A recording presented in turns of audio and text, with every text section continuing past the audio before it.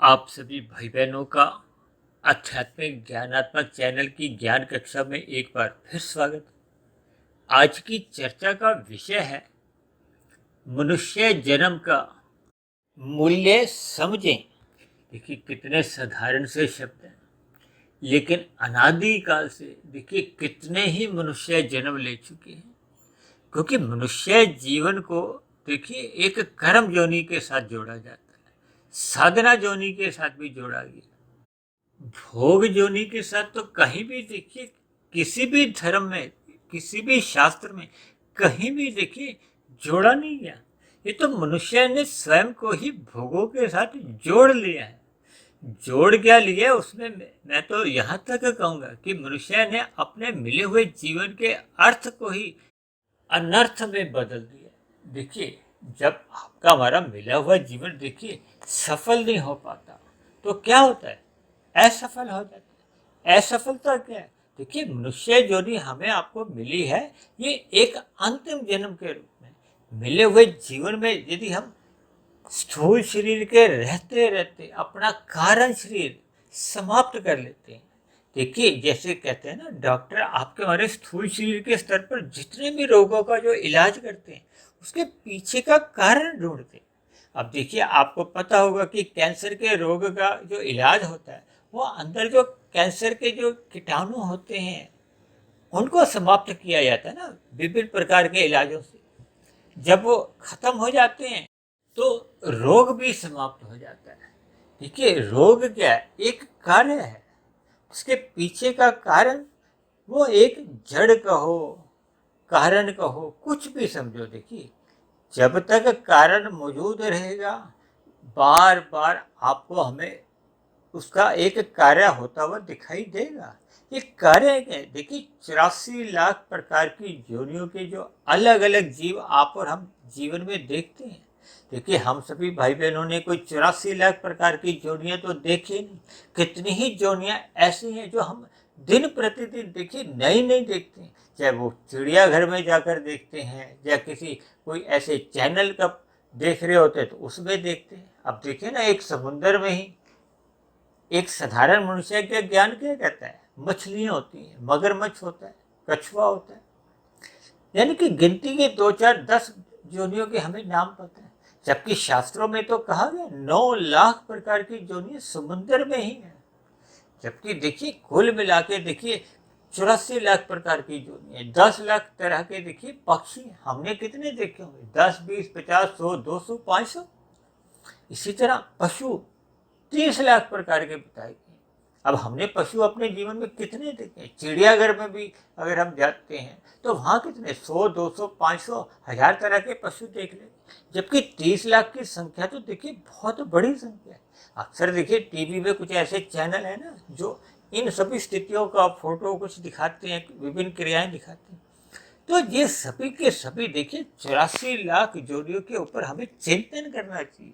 क्योंकि शेष सभी जोनियां भोग जोनी है। अब 80 लाख प्रकार की जोनियां तो देखिए दंड रूपी जोनी है। दंड रूपी जोनियों का अभिप्राय क्या है कि मनुष्य जीवन पाकर हम अपने मिले हुए जीवन की स्वतंत्रता का जब दुरुपयोग करते हैं, मिले हुए जीवन में देखिए कहते हैं ना पुरुषार्थ करो। पुरुषार्थ का अभिप्राय क्या होता है कि पुरुष जब अपने हित के लिए, पुरुष शब्द आता है आत्मा के लिए। देखिए पुरुष में ही पुरुष भी आ जाता है, स्त्री भी आ जाती है। पुरुष शब्द शास्त्रों में आत्मा के लिए कहा जाता है। और पुरुषार्थ का अभिप्राय देखिए कि जो हम भागदौड़ करते हैं, एक साधारण मनुष्य देखिए विषय भोगों के लिए भी जब भागदौड़ करता है उसको भी देखिए पुरुषार्थ से जोड़ दिया जाता है। अक्सर देखिए साधारण बोलचाल में कहते हैं ना पुरुषार्थ करो पुरुषार्थ करो, यही एक सफलता की कुंजी है। अक्सर देखिए इस पर भी हमने कभी चर्चाएं की है। लेकिन शास्त्रों में जो पुरुषार्थ का अभिप्राय होता है कि जब हम अपने मिले हुए जीवन के लक्ष्य को पहचान लेते हैं। लक्ष्य क्या कि आत्मा का ये जो जन्म मरण है 84 लाख प्रकार की जोनियों में बार बार जन्म, जब जन्म होगा तो वहाँ का एक जीवन होता है। जीवन में देखिए सुख दुख होते हैं। अब नीचे की जोनियों में तो देखिए दुख ही दुख है। क्योंकि वो दंड रूपी जोनी है। अब देखिए, जब किसी को जेल में बंद कर दिया जाता है तो वहाँ भले ही उसकी देखिए कुछ आवश्यकताओं की पूर्ति तो जेल में भी होती है, लेकिन उस पर कितने ही प्रकार की देखिए पाबंदियाँ होती हैं। कोई जेल में रहना चाहता है, कोई भी मनुष्य देखिए जेल में रहना पसंद नहीं करता, चाहे उसमें कितनी भी सुविधाएं हों। इसी तरह देखिए, किसी भी मनुष्य से यदि आप पूछते हो कि आप मरने के बाद नीचे की जोनियों में जाकर सांप बनना चाहते हो, नेवला बनना चाहते हो, कीट पतंगा बनना चाहते हो, पेड़ पौधा बनना चाहते हो, कोई पक्षी बनना चाहते हो, भले ही देखिए कबूतर हो। और इसी तरह देखिए, गाय को एक बहुत ही पूजनीय पशु माना जाता है। अब कोई मनुष्य देखिए गाय भी बनना पसंद तो नहीं करेगा। देखिए, इन सभी स्थितियों पर हमें देखिए एक विचार करना चाहिए, मंथन करना चाहिए। ये मिला हुआ जीवन देखिए बहुत ही अनमोल है, इतना अनमोल है। देखिए, जैसे हम परीक्षा में बैठते हैं, देखिए मैं तो मनुष्य जोनी को राजा जोनी भी कहता हूँ, राजा जोनी के साथ साथ मैं इसको परीक्षा जोनी के भी जोड़ देता हूँ। वो इसलिए क्योंकि परीक्षा में देखिए हम जितने गंभीर होते हैं, अन्य किसी स्थिति में देखिए हम उतने गंभीर होते नहीं। आपके हमारे जीवन में देखिए जो जो स्थितियां होती हैं, उसके पीछे का उद्देश्य क्या होता है कि खाओ पियो मौज मस्ती करो, और उसी के लिए फिर हम धन कमाते हैं, पुरुषार्थ करते हैं। यानी कि मनुष्य विषय भोगों की प्राप्ति के लिए ही अपना रजोगुण बढ़ा लेता है। वैसे तो शास्त्रों में ही कहा गया है कि ये जो सारा का सारा संसार है, ये संसारी आकर्षण है। जितने भी ये देखिए संसार एक मेले के समान है। अब मेले का ही रूप देखिए इन माल ने ले लिया। अब माल में आप यदि एक बार थोड़ा सा चक्कर काट के आओ तो आपको क्या लगेगा कि कितने ही प्रकार के विषय भोग है, मेरे पास तो कुछ है ही नहीं। यानी कि हम उन विषय भोगों में कहो या माल में जितनी भी देखिए दुकानें भोग की होती है, आजकल तो देखिए जगह जगह क्या लिखा हुआ है, 24x7। देखिए 24/7, इसका अभिप्राय क्या है? देखिए सप्ताह के 7 दिन होते हैं और प्रतिदिन ही देखिए 24 घंटे का दिन रात आते हैं। यानी कि इसका अभिप्राय क्या है कि आपके हमारे जीवन में 24 घंटे 7 दिन, यानी कि जीवन का हर क्षण विषय भोगों के लिए एक महत्व दिया गया। देखिए, जब मनुष्य विषय भोगों को ही अपने मिले हुए जीवन में महत्व देने लगता है तो इसका अभिप्राय क्या है कि मनुष्य अपने मिले हुए जीवन का अर्थ समझ नहीं पाता। देखिए, अब कोई मनुष्य हाथ में हीरा पड़ा हो और उसको इधर उधर फेंक दे, जैसे पत्थर को हम फेंक देते हैं, इसका अभिप्राय क्या है? देखिए, ये जितने भी भोग हैं, भोग क्या है? देखिए 5: गंध, रस, रूप, स्पर्श और शब्द। इनको आप पत्थर तुल्य ही मानो। देखिए, जब आप अपने मिले हुए जीवन को हीरा समझोगे और इन विषय भोगों को एक पत्थर के समान समझोगे। देखिए, भोगता कौन है? आपका हमारा स्थूल शरीर। और ये स्थूल शरीर देखिए एक समय विशेष के बाद प्रौढ़ अवस्था में आता है, वृद्धावस्था में आता है, और वृद्धावस्था के बाद की जो एक स्थितियां आती हैं, सभी मनुष्य इसको स्वीकार करते हैं कि मृत्यु आने है। भले ही हम उसको भूल जाते हैं। देखिए, जब हम मृत्यु को भूल जाते हैं तभी तो हम अपने मिले हुए जीवन में देखिए अन्य मनुष्यों के साथ छल कपट, ठगी, हेरा फेरी करते हैं। देखिए, यदि मनुष्य पुरुषार्थ करके, यानी कि धर्म को प्रथम स्थान में रखते हुए वो धन कमाता है, दिन रात भागता है, भले ही अपना रजोगुण बढ़ा लेता है, दिन रात मेहनत कर करके धन कमाता है, फिर भोग करता है, तो ऐसी स्थिति में देखिए परमात्मा की प्रकृति भी उसको कोई दंड नहीं देती। दंड तो देखिए तभी देती है। देखिए, प्रकृति के 3 गुण हैं, तमोगुण, रजोगुण और सतोगुण। जब जब हम शास्त्रों में जो तमोगुण के अंतर्गत देखिए जो निषेध कर्म, पाप कर्म कहे गए, उनको मनुष्य करने लगता है तो प्रकृति उसको दंड देती है एक समय विशेष के बाद। देखिए, 3 गुण है, तमोगुण से 10 गुना अच्छा रजोगुण कहा गया। रजोगुण का क्यों 10 गुना अच्छा कहा गया? कि मनुष्य अगर प्रकृति के विषय भोग जो कि गंध, रस, रूप, स्पर्श और शब्द है, इनको भोगना भी चाहता है तो प्रकृति भी आपके कोई हाथ पैर बांधती नहीं है, लेकिन वो ये आपको निर्देशित करती है कि आपने अन्य जीवों को तंग नहीं करना, पीड़ा नहीं देनी, अपने सुख को आप सुनिश्चित करो। ये तो शास्त्रों में भी लिखा हुआ है। यानी कि हम जब रजोगुण में रहते हुए कार्य करते हैं, कर्म करते हैं, तो उसका हमें देखिए फल मिलता है। आपके फल को कोई प्रकृति भी रोक नहीं सकती। लेकिन जब हम अपने सुख के लिए अन्य जीवों को, चाहे वो मनुष्य हो, चाहे प्रकृति के अन्य जीव, जिनका देखिए शास्त्रों में एक निषेध रूप है। देखिए शास्त्रों में कहा गया ना, ये करो ये मत करो। यानी कि जैसे देखिए आप कोई घर पे यंत्र खरीद के लाते हैं तो उस पर भी लिखा होता है ना, डू एंड डोंट्स, मतलब क्या हमें करना है। उस यंत्र का हमें लाभ तभी मिलता है ना जब हम उनके निर्देशों का पालन करते हैं।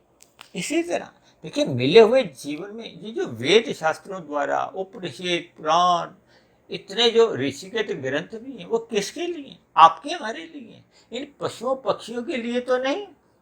हम जो प्रतिदिन देखिए आध्यात्मिक ज्ञानात्मक चैनल पर एक वीडियो तैयार करते हैं, ये भी तो देखिए भगवान आत्मा, ये दो चेतन तत्वों पे आधारित होती है। यह प्रकृति, और प्रकृति का अभिप्राय देखिए तीन गुणों से होता है, तमोगुण, रजोगुण और सतोगुण। इन तीन गुणों से ही 23 तत्वों का विस्तार होता है। जो ये इतना जो ब्रह्मांड में जो कुछ भी आप क्रियाएं देखते हैं, ये कार्य जगत है। इसी तरह आपके हमारे देखिए जो तीन शरीर है, स्थूल शरीर, सूक्ष्म शरीर और कार्य शरीर। स्थूल शरीर 5 तत्वों का बना है, पृथ्वी जल अग्नि वायु आकाश। और सूक्ष्म शरीर 17 तत्वों का बना है। 5 आपके हमारे भोग विषय हैं, सूक्ष्म भूत हैं। उन्हीं के कारण ही तो आपका हमारा स्थूल शरीर एक निर्माण होता है। इसका देखिए माता की गर्भ में जो प्रथम कोशिका आती है वो भोग विषयों का ही परिणाम होता है। इसलिए उनको शास्त्रों में देखिए तन मात्रा कहा गया, सूक्ष्म भूत भी कहा जाता है। और आपका मेरे शरीर का जो 9 माह में जो एक निर्माण होता है, और उसके बाद देखिए शिशु जब एक प्रकट रूप में आता है, उसके बाद उसमें विकास होता है, और विकास होते होते जो अंतिम स्थिति आती है वो मृत्यु की आती है।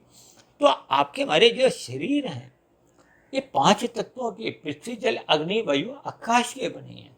और जिन तत्वों से ये निर्मित होते हैं वो भी तामसी हैं, यानी कि भोग विषय भी तामसी हैं, यानी कि सूक्ष्म तत्व तामसी हैं। और ये आपके हमारे स्थूल शरीर ये भी तामसी हैं। जबकि गीता में तो भगवान श्री कृष्ण ने इस स्थूल शरीर को देखिए एक रथ की संज्ञा देकर इसकी महत्ता को दर्शाया है। अर्जुन को माध्यम बनाते हुए हमें आपको क्या बताया, क्या संदेश दिए, क्या उपदेश दिए कि हमें अपने ये जो 5 भोग्य विषयों की जो एक लगाम है, इन 5 घोड़ों से दर्शाया है। देखिए आप घोड़े सब जो विषय भोगों के, कर्मेंद्रियां, ज्ञानेंद्रियां, या आपके बारे ये जो स्थूल शरीर के जो 5 तत्व हैं, यानी कि इन 5 घोड़ों को देखिए आप संकेत रूप में, इशारे रूप में कुछ भी समझ सकते हो। इनकी लगाम को देखिए हमने विशेष रूप से समझ, लगाम को गीता में देखिए मन कहा गया। ये जो 5 ज्ञानेंद्रिय हैं या 5 कर्मेंद्रिय हैं, ये बिना मन की स्वीकृति के कुछ भी नहीं करती, ये अपने आप में अपंग है। और ये जो स्थूल शरीर की देखिए ये जो कर्मेंद्रियां या ज्ञानेंद्रिय हैं, इनको देखिए गोलक कहा जाता है। इसके स्तर पर तो कभी कभी आप अपंगता भी देख सकते हो, किसी की आंखें नहीं है या किसी को और हाथ पैर की कोई अपंगता हो सकती। लेकिन इनके जो सूक्ष्म भूत हैं, 5 ज्ञानेंद्रियां, 5 कर्मेंद्रियां, जो इनको गोलकों को शक्ति प्रदान करते हैं, और एक मन और बुद्धि। मन को महाइंद्रिया भी कहा जाता है। यानी कि ये ज्ञानेंद्रियां और 5 कर्मेंद्रियां ये बिना मन की स्वीकृति के कुछ भी कार्य अपना संपन्न नहीं कर पाती। अब देखिए ना, हम बच्चों को कहते हैं कि मन लगा के पढ़ो, इसका भी प्रयोग है। बच्चों के सामने देखिए पुस्तक भी खुली हुई है, आंखें भी उन पर गड़ी हुई है, लेकिन फिर भी उनको पाठ याद नहीं होता। तो हम क्या कहते हैं कि मन लगा के, क्योंकि मन के बिना तो देखिए जब तक हम अपने इंद्रियों के साथ मन को नहीं जोड़ते, कभी कभी हम देखिए किसी को कोई बात कह रहे होते हैं तो वो उसको अनसुना कर देते हैं। हम कहते हैं ना, तूने मेरी बात को सुना नहीं। और यही स्थिति देखिए जिन मनुष्यों की विषय भोगों में अधिक रुचि होती है, ऐसे मनुष्य देखिए जब सत्संग करने जाते हैं, चाहे शास्त्रों का अध्ययन करते हैं, चाहे किसी गुरु के प्रवचनों को सुनते हैं, देखिए सत्संग पढ़ने से भी होता है, सुनने से भी होता है। दोनों ही स्थितियों में यदि आपका हमारा मन इधर उधर विषय भोगों में ही भाग गया है, तो फिर सुनेंगे जब पढ़ेंगे का हमें कुछ विशेष लाभ नहीं होता। लाभ इसलिए नहीं होता कि देखिए हमने सत्संग किया उस पर फिर चिंतन नहीं किया। तो मैंने पीछे कहा था ना कि इसकी देखिए शब्दों की भी एक्सपायरी डेट होती है, वो उड़ जाता है। उड़ क्या जाता है, देखिए ये जो ज्ञान सत्वगुण में आता है, जब मनुष्य विषय भोगों में रुचि रखता है तो विषय भोगों में क्या होता है कि ये क्रियात्मक गिने जाते हैं, विषय भोग या एक पदार्थों के रूप में गिने जाते हैं। तो ये तमोगुण और रजोगुण उस सत्वगुण को देखिए कमजोर कर देते हैं, फिर समाप्त कर देते हैं। तभी तो हम जो भी सत्संग करते हैं उसको फिर भूल जाते हैं, फिर संसार में खो जाते हैं, फिर आपकी हमारी जो एक स्वभावश जो बना होता है उसी में ही हम अपना जीवन व्यतीत करते हैं। इसलिए तो कहा जाता है कि हमें अपने स्वभाव को बदलना है। स्वभाव को बदलने का अभिप्राय है कि कारण शरीर में देखिए आपके हमारे जैसे जैसे संस्कार बन जाते हैं, देखिए जो संस्कार हम बने बनाए लाए हैं, यानी कि जो हम पूर्व की मनुष्य जोनियों में हमने जैसा जैसा इन 3 गुणों का संग किया था, वैसे वैसे आपके हमारे वासना रूपी संस्कार बने थे। अब वासना रूपी संस्कार में देखिए शुभ भी हो सकते हैं, अशुभ भी होते हैं। जब मनुष्य देखिए तमोगुण और रजोगुण में ही अपने आप को लिप्त रखता है तो देखिए उसके शुभ संस्कार तो कोई बन नहीं सकते। देखिए सतोगुण में रहकर ही शुभ संस्कार बनते हैं, और वो भी शुभ संस्कार देखिए इतने ही अच्छे बनते हैं कि वो तमोगुण और रजोगुण से अच्छे माने जाते हैं। जबकि वो सात्विक संस्कार भी देखिए जब तक वो शुभ कर्मों से कहो, साधना से कहो, देखिए साधना तो तभी आरंभ होती है जब मनुष्य निष्काम भाव से कर्म करता है। जब तक देखिए मनुष्य सकाम भाव से ही कर्म करता है, भले ही वो पाप कर्म नहीं करता, रजोगुण में रहता हुआ अन्य जीवों को पीड़ा नहीं देता, लेकिन अपने सुख के लिए कार्य करता है। और इसी तरह देखिए जब मनुष्य सत्वगुण में अपने आप को स्थित करता है, तब ऐसी स्थिति में पहले वो अपना सुख नहीं चाहता, पहले वो देखिए पुण्य के कार्य करता है, कबूतरों को दाना देता है, चींटियों को दाना देता है, पेड़ पौधों को जल देता है, निर्बल मनुष्यों की सहायता करता है, धर्म के प्रचार के लिए धन लगाता है, समय लगाता है, पशुओं को भी विभिन्न प्रकार के देखिए अन्न से एक व्यवस्था करवाता है। ये सभी देखिए जब हम पुण्य कर्म सकाम भाव से करते हैं कि इसके बदले में मुझे भी भगवान कुछ दे क्या, देखिए जब हम परोपकार के कार्य करते हैं तो उसके बदले में परमात्मा हमें विशेष प्रकार के सुख देता है, विशेष प्रकार के सुख देकर हमें यही उत्साहित करता है। लेकिन इसलिए कि मनुष्य पहले देखिए रजोगुण से सत्वगुण की आए। अब जब तक मनुष्य देखिए सत्वगुण में अपनी नींव मजबूत नहीं बनाता, देखिए हम कभी कभी इमारत जब बनाते हैं तो उस पर देखिए 2 मंजिल, 3 मंजिल, 6 मंजिल, 10 मंजिल बनाना होता है। आजकल तो देखिए 50-100 मंजिल भी इमारतें बनती। तब ऐसी स्थिति में देखिए नींव जितनी अधिक मजबूत होगी तो उतनी ऊंची इमारत उस पर बन सकती है। जैसे नींव कमजोर होगी, यानी कि जब तक आपका हमारा देखिए सत्वगुण एक मजबूत स्थिति में नहीं आता। और सत्वगुण मजबूत कब होता है, जब हम देखिए पहले पाप कर्म छोड़ते हैं, साधारण पुण्य कर्म करते हैं, रजोगुण में रह गए, फिर रजोगुण से अगली सीढ़ी के सत्वगुण की, कि अब हम पहले देखिए अन्य जीवों के कल्याण के लिए कार्य करते हैं, सात्विक कार्यों में रहते हैं, तो ये विशेष प्रकार के पुण्य कर्म होते हैं। ये भी देखिए उस रजोगुणी पुण्य कर्मों से 10 गुने अच्छे माने जाते हैं। लेकिन इनसे भी अच्छे पुण्य कर्म तो वो माने जाते हैं जब हम सकाम भाव से नहीं, निष्काम भाव से कर्म करते हैं, जिसको भगवान श्री कृष्ण ने आपको हमें उपदेश दिया है। कर्म योग का, कर्म योग कहो, निष्काम कर्म कहो, एक ही बात है। यानी कि जब हम प्रकृति के विषय भोगों की प्राप्ति में कोई आपकी हमारी रुचि नहीं होती, यानी कि अब हमारा भोग का लक्ष्य न बन के लक्ष्य क्या बनता है, योग का लक्ष्य का अभिप्राय क्या है कि आत्मा जब परमात्मा की ओर सम्मुख हो जाती है। और परमात्मा की ओर कब सम्मुख होती है, जब देखिए आत्मा का 50% से अधिक अनुपात इन 3 गुणों से देखिए शुद्ध हो जाता है। जब देखिए सत्वगुण ही हो, देखिए सत्वगुण सापेक्ष दृष्टिकोण से एक शुद्ध माना जाता है। लेकिन प्रकृति का देखिए कोई भी गुण है वो अपने आप में पूर्ण रूप से शुद्ध नहीं होता, केवल सापेक्ष दृष्टिकोण से देखिए उसको शुद्ध मान लिया जाता है। अब देखिए ना, ये जो सूर्य निकलने से पूर्व के जो 2 घंटे 40 मिनट की स्थिति है, ये देखिए जो सतोगुण की भी स्थितियां हैं। देखिए 8 घंटे का सतोगुण माना जाता है, 8 घंटे का तमोगुण, 8 घंटे का रजोगुण। ये तीन एक साधारण देखिए गुणों के हिसाब से कहो, ये 8-8 घंटे तीनों गुणों के हिस्से में आ जाते हैं। लेकिन इन तीनों गुणों में भी देखिए सबकी एक अलग अलग स्थितियां होती हैं। जैसे कहते हैं ना घोर तमोगुण, जब तमोगुण बहुत ही एक प्रधान स्थिति में होती है। इसी तरह एक सतोगुण की स्थिति, सूर्य निकलने से पूर्व की जो स्थिति है, जो इस समय देखिए मैं वीडियो बना रहा हूँ, जो स्थिति चल रही है, समय चल रहा है, ब्रह्म मुहूर्त का समय चल रहा है। ये ब्रह्म मुहूर्त का समय देखिए सूर्य निकलने से पूर्व के 2 घंटे 40 मिनट का समय होता है। देखिए साधारण बोलचाल में तो हम 4 से 6 कह देते हैं, क्योंकि सूर्य निकलने का समय बदलता रहता है। देखिए ये कुछ गणित की बातें हैं, ये मैंने शास्त्रों में भी पढ़ी नहीं है, ये मैंने अपने एक शोध करते करते जो मैंने कुछ सूत्र बनाए हैं, मैं उन सूत्रों के ऊपर ही देखिए शास्त्रों की सैद्धांतिक बातों को जोड़कर एक उनको एक गणित के रूप में कहो, अंकों के रूप में, क्योंकि अंकों की भाषा देखिए हम सभी भाई बहनों को जल्दी समझ आती है। तभी तो मैंने ये सूत्र बनाया 1, 10, 100,000 का। अब देखिए 1 के सिक्के को हम अपने जीवन में महत्व नहीं देते, 10 के सिक्के को हम महत्व नहीं देते, जबकि ये 1 का सिक्का क्या है? तमोगुण, 10 का सिक्का क्या है? रजोगुण।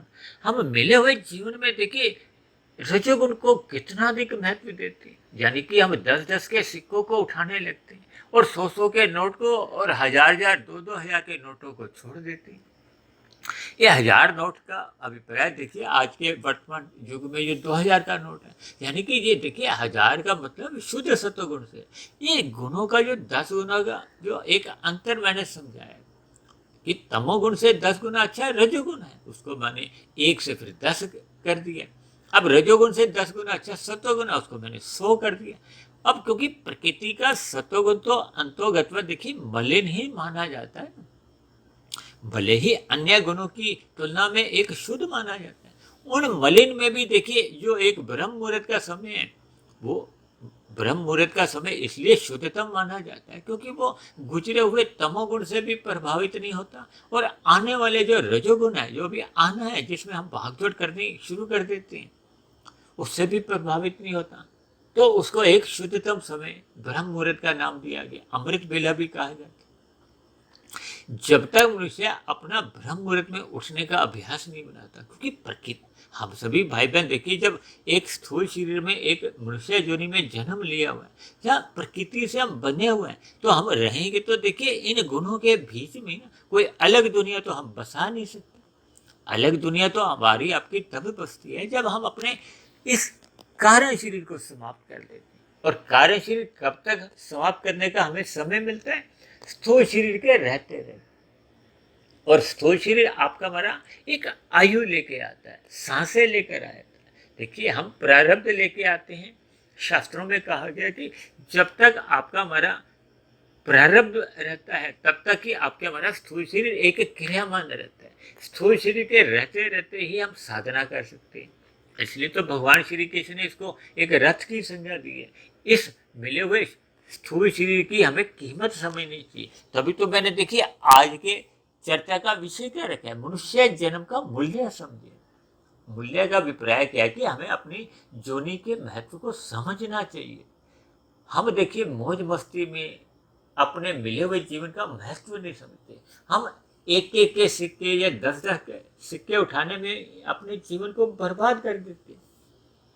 देखिए हैरानगी तो तब होती है जब मनुष्य इन विषय भोगों की प्राप्ति के लिए ही अन्य जीवों के साथ छल कपट, ठगी, हेरा फेरी करता हुआ अधोगति की ओर चले जाता है, तमोगुण में गिर जाता है। यानी कि 10 के सिक्के से भी वो नीचे की स्थिति तमोगुण में चले जाते हैं। आज मनुष्य देखिए अपनी जीविका के स्वाद के लिए मांसाहार भोजन का सेवन करने लगे, नशे के पदार्थ लेने लगे, सिगरेट शराब का सेवन करने लगे, और पिछले कुछ वर्षों से तो देखिए विभिन्न सुपारियों के नाम से ये जो गुटखे, तंबाकू देखिए कई प्रकार के आए हुए, ये नशे के पदार्थ हैं, ये आपका हमारा तमोगुण बढ़ाते हैं। भले ही प्रत्यक्ष रूप से इनका सेवन करने से आपका चाहे पाप कर्मों का कर्माशय नहीं बढ़ता, लेकिन ये अंतोगत्वा आपको हमें पाप कर्मों की नगरी में ही ले जाते हैं। क्योंकि जब जब मनुष्य इन विषय भोगों का व्यसनी होता रहता है तो उसका देखिए सत्वगुण कमजोर होता है। देखिए जब एक गुण बढ़ता है तो दूसरा अपने आप ही कमजोर होता है। अब देखिए ना 100% है। मैंने एक चर्चा की थी ना, मन बुद्धि की जो स्थिति क्या परमात्मा ने दी थी, वो सात्विक दी थी। सात्विक का अभिप्राय कि देखिए जब तमोगुण 1% होना चाहिए, रजोगुण 10%। क्योंकि देखिए हमने अपने स्थूल शरीर को आराम देना है, नींद लेनी है, तो हमें तमोगुण का संग करना है। हमें इस स्थूल शरीर की अवस्थाओं की पूर्ति करनी है, तो उसको हमने देखिए 10 से जोड़ा था। लेकिन मनुष्य जीवन के मूल्य को समझते हुए हमें साधना करनी है, तो विशेष महत्व तो उस साधना का है ना। उसको हमने 89%, यानी कि अपने मिले हुए जीवन के 100% के बीच में हमने देखिए मात्र तमोगुण को 1% महत्व देने हैं, और रजोगुण को, ताकि आपके हमारे जीवन की एक आवश्यकताओं की पूर्ति हो जाए, आपका हमारा स्थूल शरीर एक स्वस्थ अवस्था में रहे, उतना महत्व देना है, ताकि उसको हमने 10%, और शेष महत्व देखिए हमने सतोगुण को देना है, परमात्मा को देना है, साधना करनी है। निष्काम भाव से कर्म करने पे ही साधना आरंभ होती है। तभी तो फिर हम देखिए साधना करते करते क्या है, हम परमात्मा का ज्ञान विज्ञान, ये 3 गुणों की स्थितियां हैं। आपके हमारे 3 शरीरों का क्या क्या महत्व है, इनका क्या क्या संबंध है, आत्मा के दिव्य गुण, परमात्मा की दिव्य शक्तियां, दिव्य गुण, इन सभी बातों को हमने यथार्थ पूर्वक समझना है। और यदि हम मिले हुए जीवन में देखिए मौज मस्ती में ही बिता देते हैं। आज देखिए आप देखोगे कि कभी कभी देखिए जो सरकारी नौकरियों से सेवानिवृत्त हो जाते हैं, या वृद्धावस्था में आकर लोग देखिए ताश जैसी स्थितियों में पार्कों में ताश खेलना आरंभ कर देते हैं। और कुछ मनुष्य तो देखिए ये जो टीवी के कुछ ऐसे प्रोग्राम आते हैं, कुछ ऐसे धारावाहिक आते हैं, या कुछ ऐसे शो के अंतर्गत भी मनुष्य अपना घंटों के घंटों इन टीवी के सामने ही बैठकर एक रजोगुण बढ़ाता है। और कभी कभी तो देखिए इन प्रोग्राम में कुछ ऐसे भी स्थितियां आती हैं कि मनुष्य का तमोगुण भी बढ़ने लगता है। देखिए मैंने कहा ना, जब जब हम अपना सतोगुण नहीं बढ़ाते तो कोई ना कोई गुण का तो संग होगा ना। अब वो गुण देखिए रजोगुण है तो एक आपका हो सकता है कुछ विशेष पतन नहीं हो, लेकिन आपका समय की बर्बादी तो हो रही है, क्योंकि मिला हुआ समय तो निश्चित है ना, आपके मेरी सांसें निश्चित हैं, वो बढ़ नहीं सकती। देखिए उदाहरण के लिए मैं अक्सर समझाता हूँ कि हम परीक्षा में बैठे होते हैं, तो क्या परीक्षा में देखिए हम कोई घर से कोई टिफिन बॉक्स लेके जाते हैं कि हम वहाँ पे जाके परीक्षा में बैठेंगे, परीक्षा में बैठे बैठे हम कुछ खाना पीना शुरू कर देंगे। हम अपनी समय की बर्बादी तो नहीं करते। ये खाना पीना क्या, ये भोग है। यानी कि मिले हुए जीवन का एक एक क्षण का हमें मूल्य समझना होगा। जब हम मूल्य समझेंगे, अपने मिले हुए जीवन को महत्व देंगे, तो सर्वप्रथम हम किसको पकड़ेंगे? इस प्रकृति के जो एक शुद्धतम स्थिति होती है वो है ब्रह्म मुहूर्त की। अब ब्रह्म मुहूर्त में हम उठना आरंभ कर देंगे, शास्त्रों का अध्ययन करेंगे। देखिए मनुष्य को अपना सर्वप्रथम ब्रह्म मुहूर्त में उठने का संस्कार तो बनाना ही चाहिए, इसको तो हमें जगाना ही होगा। ये तभी जागता है जब हम रजोगुण को एक मर्यादा में रखते हैं। मर्यादा का अभिप्राय है कि देखिए हम अपनी नींद को घटाना होगा। नींद क्या देखिए तामसी है। जब हम देखिए 10-12 घंटे सोते हैं तो ये तामसी नींद है। जब हम 7-8 घंटे सोते हैं तो राजसी नींद है। और जब हम देखिए सात्विक दिनचर्या बना लेते हैं तो आपके मरीज देखिए 4-5-6 घंटे की नींद लेकर भी हम स्वस्थ रहते हैं। अक्सर कहा जाता है ना कि सुबह ब्रह्म मुहूर्त से पूर्व उठ जाना चाहिए। और मेरे तो देखिए परमात्मा की प्रेरणा से कहो, परमात्मा के आशीर्वाद से ये पिछले 20-22 वर्षों से मैं लगभग 1-1.5 बजे तक उठ जाता हूँ। और उठने के बाद देखिए ये जो लंबा समय मिलता है, ये जो चाहे वीडियो का रूप को, चाहे शास्त्रों का अध्ययन करने में, या किसी भी प्रकार से देखिए हमने परमात्मा से जुड़ना है। परमात्मा से हम जितने जितने अंश में अपना जुड़ना मजबूत करते रहते हैं, फिर उतना उतना ही आपका देखिए संसार कमजोर होता है। संसार कमजोर होने का अभिप्राय क्या है कि हमें ज्ञान पूर्वक इन विषय भोगों से कहो या संसारी आकर्षणों से देखिए किसी भय से नहीं, हमें ज्ञान पूर्वक इनका एक यथार्थ रूप समझते हुए देखिए स्थूल शरीर की एक समय सीमा के बाद इंद्रियां सहज ही शिथिल होने लगती। ये आपको मैं क्या संकेत देती है कि अब हमारा वापसी का समय आ गया। जैसे परीक्षा जोनी में देखिए जब अंत में 1 घंटा रह जाता है, आधा घंटा रह जाता है, तो मनुष्य क्या करता है? अपने लिखे गए उत्तरों की जांच पड़ताल करता है। और जबकि आज संसार में क्या देखा जा रहा है कि लोग 60 साल के, 70 साल के हो रहे हैं अपने जन्मदिन मनाने में। देखिए, जन्मदिन मनाना एक राजसी स्थिति होती है।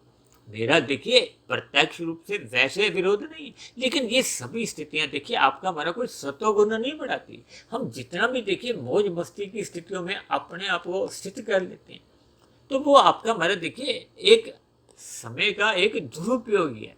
लेकिन जब हम सदुपयोग नहीं करते, सदुपयोग तो देखिए केवल साधना करने में है, अपना सत्वगुण बढ़ाने में है।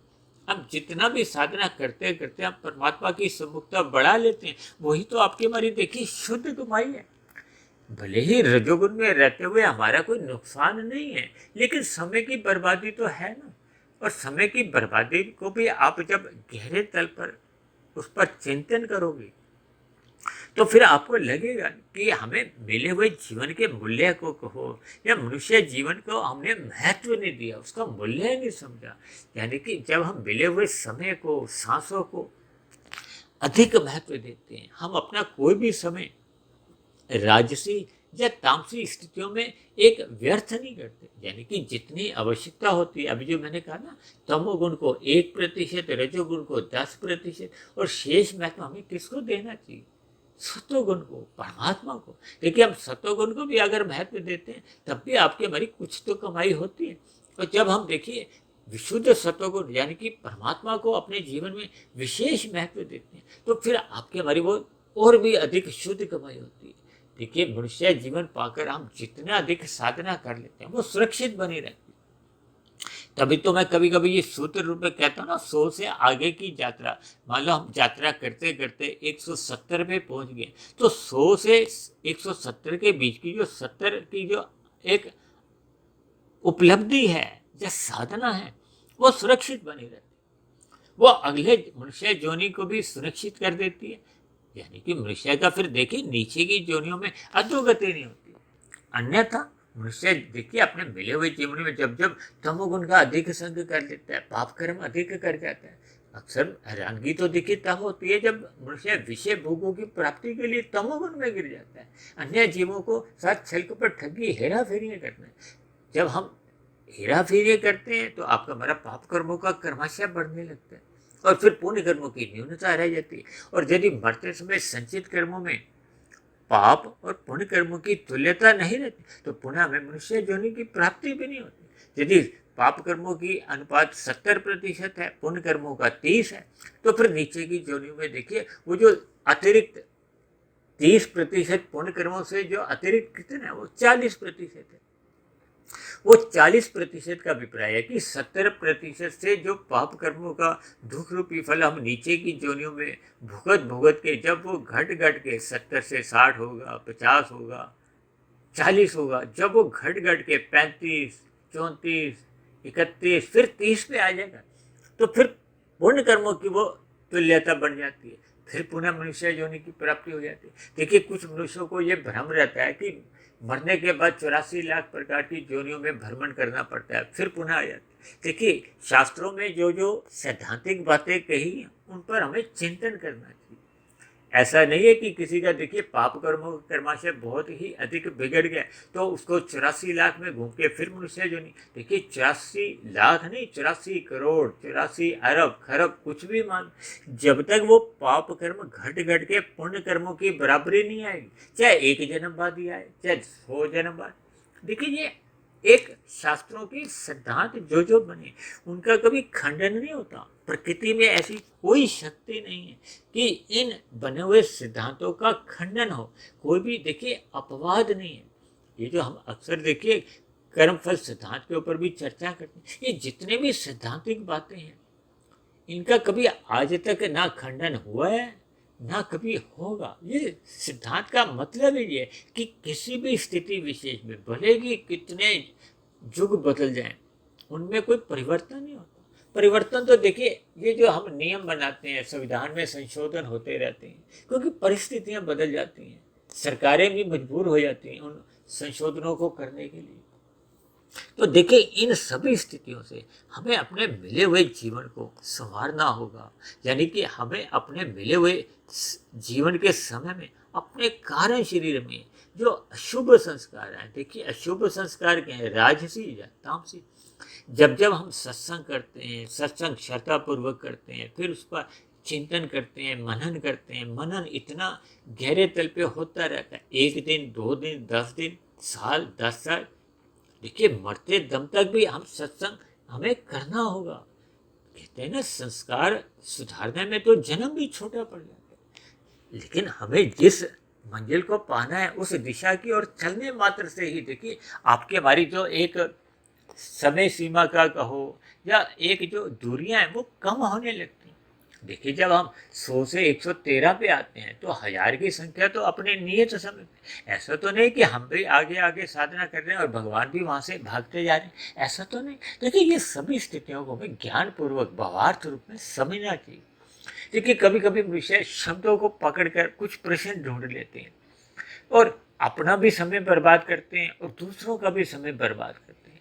जबकि हम वीडियो को जैसे हम ध्यान से सुनते हैं, उस पर चिंतन करते हैं, और कभी कभी देखिए एक वीडियो सुनकर भी हमें बात समझ नहीं आती, तो देखिए आप इस आध्यात्मिक ज्ञानात्मक चैनल पर अब तक देखिए 950 से भी अधिक वीडियो तो बन चुकी हैं। ये सभी परमात्मा की प्रेरणा से, वे प्रकृति का जो एक मिला हुआ समय होता है, ब्रह्म मुहूर्त का एक वरदान है, अनुकूल परिस्थितियां होती हैं। इसमें देखिए हमें स्वयं को केवल वहां स्थित करना होता है। कहते हैं ना, परमात्मा की देखिए कृपाएं तो देखिए एक वर्षा के समान है। जैसे वर्षा होती है तो वो कोई भेदभाव नहीं करती, परमात्मा कभी भी अपनी कृपाओं में कोई भेदभाव नहीं रखते। जैसे सूर्य का प्रकाश देखिए, जो सूर्य के सामने सम्मुख होता है तो उसको सूर्य का प्रकाश मिलता है। यानी इसको आप वर्षा से समझो, सूर्य के प्रकाश से समझो, जब परमात्मा के आशीर्वाद से समझो। यानी कि परमात्मा की कृपाएं हम इस सभी मनुष्यों पर ही नहीं, सभी जीवों पर सदा बनी रहती है। इसलिए हम सभी भाई बहनों को मिले हुए जीवन को सार्थक करने के लिए अपने मिले हुए जीवन को, उसके मूल्य को समझना होगा। जैसे ही हमें मनुष्य जीवन के महत्व को समझ आ जाती है तो फिर हम अपने मिले हुए जीवन का एक सदुपयोग करने लगते हैं, विषय भोगों से बचने लगते हैं, सतोगुण का अधिक संग करना आरंभ कर देते हैं, ब्रह्म मुहूर्त में उठना आरंभ कर देते हैं। क्योंकि जैसे जैसे मनुष्य देखिए ब्रह्म मुहूर्त में उठकर साधना करने लगता है, उसको ब्रह्म मुहूर्त का महत्व समझ में आ जाता है। ब्रह्म मुहूर्त में उठने के उपरांत आपका हमारा जो स्वभाव ऐसा सरल बनता जाता है कि मनुष्य का फिर सहज ही वो रजोगुण मर्यादित होने लगता है। ये जो आपके हमारे जो 5 विषय भोग हैं वो स्थूल शरीर की अवस्था तक ही सीमा में रहते हैं। जब आपका हमारा देखिए रजोगुण एक मर्यादित बन जाता है, वो एक सीमा में आ जाता है, क्योंकि ये विषय भोगों की जो इच्छाएं ये मनुष्य को देखिए पाप कर्मों में घसीटती हैं, तमोगुण में घसीटती हैं, और कब मनुष्य का देखिए अधोगति की स्थितियां बनने लगती हैं मनुष्य को पता ही नहीं चलता। इसलिए मेरी आप सभी भाई बहनों से मिलती है कि मनुष्य जीवन के महत्व को समझते हुए अपना सत्वगुण का संग बढ़ाइए, यानी कि ब्रह्म मुहूर्त में उठने का अपना स्वभाव जगाइए, ताकि मिले हुए जीवन का महत्व समझ में आ जाए। क्योंकि मिले हुए जीवन में हम जितनी अधिक आध्यात्मिक उन्नति कर लेते हैं वो मरने के बाद भी सुरक्षित बनी रहती है। क्योंकि एक साधारण सी बात है, जब आपकी हमारी आध्यात्मिक उन्नति होने लगती है तब ऐसी स्थिति निरंतर बने रहने से अगले मनुष्य जो नहीं अपने आप ही देखिए सुनिश्चित बनी रहती है, क्योंकि हम साधना के मार्ग पर चल निकले। इसलिए मेरी आप सभी भाई बहनों से विनती है कि मनुष्य जीवन के महत्व को समझें, इसके मूल्य को समझें, और यूं ही विषय भोगों की गलियों में जाकर अपना समय बर्बाद मत करें। देखिए, पिछले कुछ दिनों से हमने एक ब्रह्म मुहूर्त उपदेश और संध्या बेला संदेश के नाम से भी 2-2 मिनट की कुछ वीडियो तैयार करने आरंभ की है। क्योंकि अक्सर देखिए ये जो हम प्रतिदिन जो ब्रह्म मुहूर्त में वीडियो तैयार करते हैं ये तो आधे घंटे की, पौने घंटे की, 1-1 घंटे की, कुछ वीडियो तो देखिए 2, ढाई, 3 घंटे की भी बनी हुई है। तो कभी कभी मनुष्य को इतनी लंबी लंबी वीडियो सुनने का समय नहीं बचता। तो ऐसे सभी भाई बहनों से मेरी विनती है कि अपना सत्वगुण बढ़ाने के लिए और रजोगुण मर्यादा में रखने के लिए और तमोगुण से बचने के लिए इन छोटी छोटी वीडियो को भी सुनने का अपना एक स्वभाव बनाएं, ताकि जीवन में सात्विकता बने, हम पाप कर्मों से तो कम से कम अवश्य ही बने। ऐसी सभी शुभ स्थितियाँ हम सभी भाई बहनों के जीवन में निरंतर बनी रहें, ताकि आपकी हमारी आध्यात्मिक उन्नति होने के एक स्थितियाँ भी बने। इन्हीं शुभकामनाओं के साथ आज की चर्चा विशेष को अब हम यही विश्राम देते हैं। यदि बनी हुई वीडियो आपको ज्ञानवर्धक लगती हो, प्रेरणादायक लग रही हो, परमात्मा से जोड़ने में मददगार बन रही हो, आपके अंधविश्वास समाप्त करने लगी हो, तो मेरी आप सभी भाई बहनों से विनती है कि इन बनी हुई वीडियो विशेष को आप अधिक से अधिक भाई बहनों में शेयर करें, ताकि समाज में एक सतोगुणी वातावरण का विस्तार हो। उस सतोगुणी वातावरण में हम सभी भाई बहनों का सुखमय जीवन बीते, परमात्मा में सदा प्रीति बने। और यदि मेरी चर्चा विशेष पर आपको किसी प्रकार की कोई शिकायत हो, आपत्ति हो, तो आप नीचे दिए गए कमेंट्स बॉक्स पर जाकर अपनी शिकायत, आपत्ति लिख सकते हो। और इस वीडियो संबंधित ही नहीं, देखिए जो अब तक 950 वीडियो बनी हुई, किसी भी वीडियो से संबंधित आपके मन में कोई प्रश्न उठ रहा हो, तो उस वीडियो संबंधित जो नीचे कमेंट्स बॉक्स होता है, वहाँ जाकर आप अपना प्रश्न लिख सकते हो। उन प्रश्नों के साथ साथ आप अपना कभी कोई सुझाव भी लिख सकते हो। आपके सुझावों का भी सदा ही देखिए स्वागत है। तो चर्चा विशेष को अब यहीं विश्राम देते हैं। कल फिर मिलते हैं एक नए विषय को लेकर, एक नए संदेश के साथ। तब तक आप सभी भाई बहनों का बहुत बहुत धन्यवाद।